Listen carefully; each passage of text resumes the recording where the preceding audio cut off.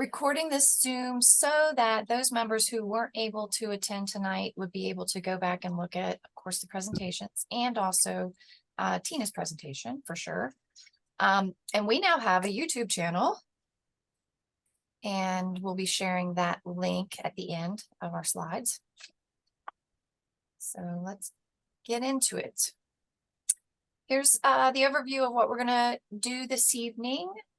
We're going to try to stick to around, I think, an hour, may go a little bit over, but we're going to go around our group this evening and do introductions. And we also want to talk about why we do what we do. And then we're going to hear from, of course, the two nonprofits that have been nominated this quarter. And then we will have our presentation, last but not least, by our own Tina Ball, and she is here with us. So I'm going to actually turn it over to Tina, and she's going to lead us through this introduction section. But what we want to know is what prompted you to join this giving circle? Yeah, thank you so much. I'm going to start, and then we'll go around in as much as you're comfortable sharing. And if you're able to, I know some of you won't be able to share or talk, but if you can type in the chat, that would be great. For my own personal journey as a senior IT leader with over 2 decades of experience, I've seen firsthand the evolution in the tech industry. In the 80s, that's 1980s, when I first began, women made up nearly 35% of the tech workforce.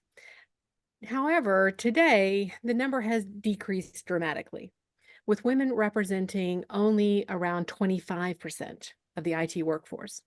The number of tech jobs has dramatically increased, but our percentage has not.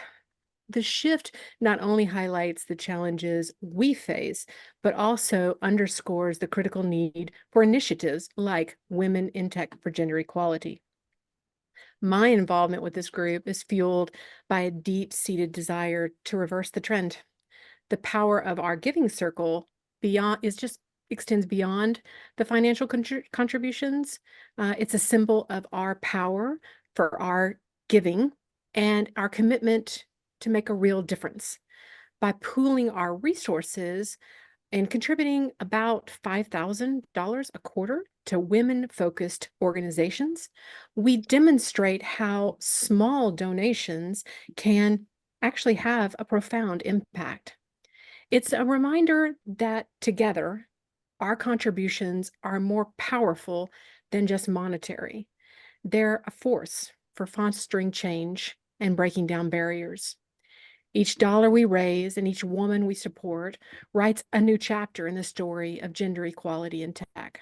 This group isn't just a giving circle to me, it's a beacon of hope and a catalyst for change, ensuring that not only women are represented in tech, but that we're shaping our future.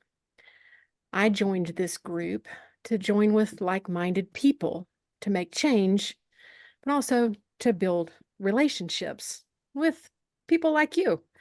So if one of your goals when attending a meeting like this is to develop relationships and continue conversations after the meeting, I recommend you develop a chat introduction that provides several affinity points to which people can connect.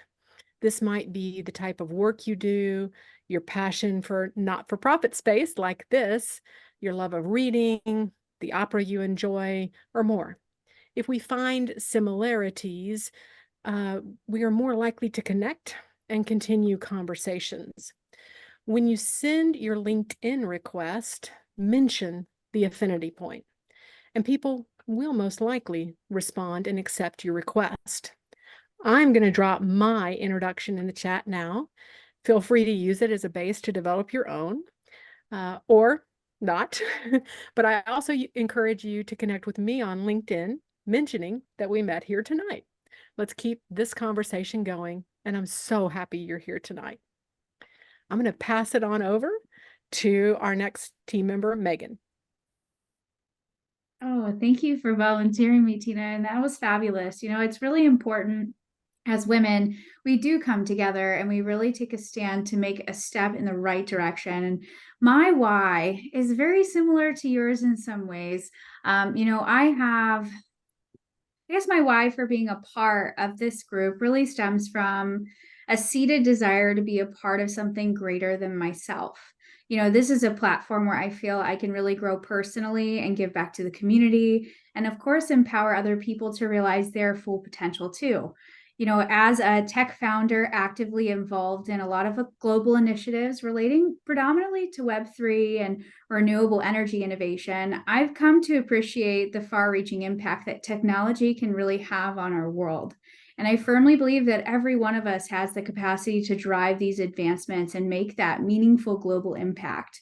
One of the central tenets of our group is the recognition that there are no limits to what we can achieve as women. We are pioneers, innovators, trailblazers, and capable of breaking down barriers and shattering ceilings. So I'm here to support and uplift other women in their journeys to achieve their dreams too, to encourage their involvement in the technology community and to contribute on that global scale. But my perspective is simple, use your imagination and awaken your mind to the limitless possibilities that exist for you. For each individual, it's always different. So for me, reflecting on my journey, I remember being the only girl in my AP computer programming class at just 11 years old, until another young woman who is my forever best friend, Katie, walked into the room. And this early experience taught me the power of really female solidarity and the incredible impact we can make when we join forces and build friendships in this community. So over the past 15 years, being in entrepreneurship predominantly, I've amassed a wealth of experience in technology, private equity, funds management, strategic partnerships, all sorts of things. But my experience spans across diverse industries like deep technology, Web3, and SaaS. But my background in science and business has provided this foundation to pursue giving back, because as a woman in these industries, having friends who are also in these industries, I don't see enough of us. I feel like it bugs me to be seen as a unique person for the roles that I'm in. I want that to change. I want it to be normalized that we all stand in roles of power, committing to innovation and technology. And I want to support other women in expanding their horizons too. So we are wildly capable of so much more, and it really starts in the mind and knowing that you are capable in making that difference. Like being in this group, for example, it's the first step in the right direction. So in essence, my why is really rooted in that belief that we as women possess the collective power to create transformative change. And I'm committed to being a part of that, starting with just this group right here. So I think that's enough hearing from me, but I'd love to pass the baton over to Kuki to talk a little bit about her why. Thanks, Megan. Hey guys, so my name is Cookie. And currently I lead product management at a small business. And my why is, it took me a while to find my path, to product management.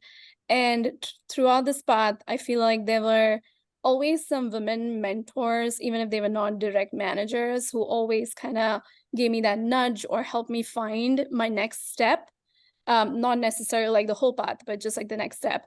And I felt like that was so important. Otherwise, I wouldn't have navigated the full path itself. And even till date, I feel like as a woman of color, especially to participate in any leadership discussions or anything like that, my voice is shut down quite a lot. And I still have that imposter syndrome as well. Like, oh, am I good enough? That always comes back. And I recently saw a video about that from another accomplished woman. So I feel like women have so much to give, but I feel like when women support other women, we can do so much. And somehow it doesn't happen enough. So I'm always passionate about being a part of any kind of women-oriented organizations. I also love being a part of community organizations and just giving back to community in general. But I feel I'm more passionate about women organizations, or even like Girl Rising or something like that. So that's my why. Passing it on to Holly. Okay. I do not have a lengthy why. I mean, my why is pretty simple. it is not a level playing field for women in the tech industry. Period. And if I can do some small part in, you know, making improvements and strides toward us gaining some ground in leadership positions in the IT field, I'm going to do it because it needs to be it needs to be done. So it's pretty simple. I'm going to keep it short and simple. And I'm going to pass the baton to, let's see, Sophie, I can see you here on my screen.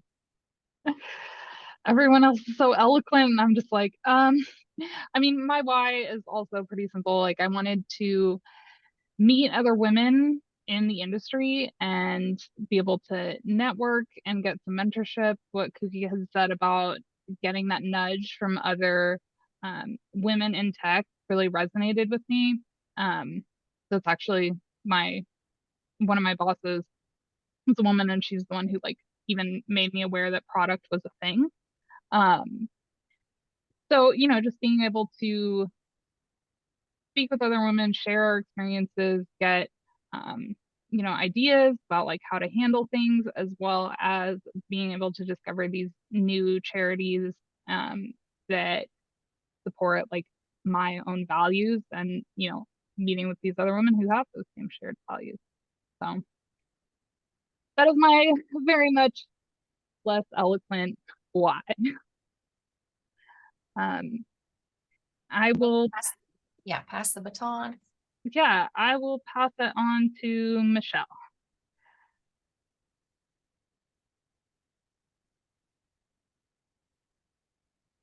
Like me, Michelle? Sorry. Hi. Okay, hello. Hi, Hey, everybody. Michelle. Wasn't sure if there was another Michelle on the call. My name is Michelle Ilfrazio, and I've been working in tech for about 10 years now. And I feel a lot of what you lovely ladies have been echoing. It's not a level playing field. It takes a lot of extra emotional labor and work to continue in this field. And if I can make, you know, 1 millimeter of a difference for future women, I'm more than happy to do that, but hopefully we can do more. Thank you. Michelle, you want to pass the baton? Sure. How about, no, Sophie already went. Laura Dawson. Thank you, Michelle. Thank you, everyone. I'm pretty happy to be here. My why is very simple, curiosity.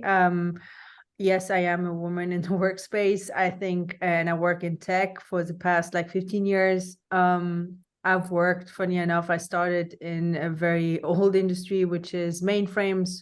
Nowadays, we don't really use them so much anymore unless you work at a bank or, you know, some kind of legacy institution. But it was interesting because, yes, I've always been surrounded by men in my workspace and always reported to men.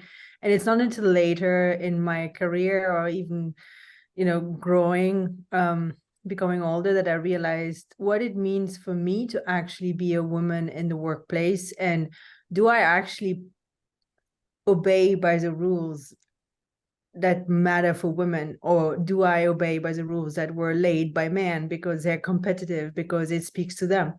And so I'm just interested because, yes, I do believe as women, we have an opportunity to define what is important for us and to make ourselves indispensable in the workplace by creating what we value as women, because I do believe there's space for us in the workplace. And I do believe we complement men's way of thinking and of doing things.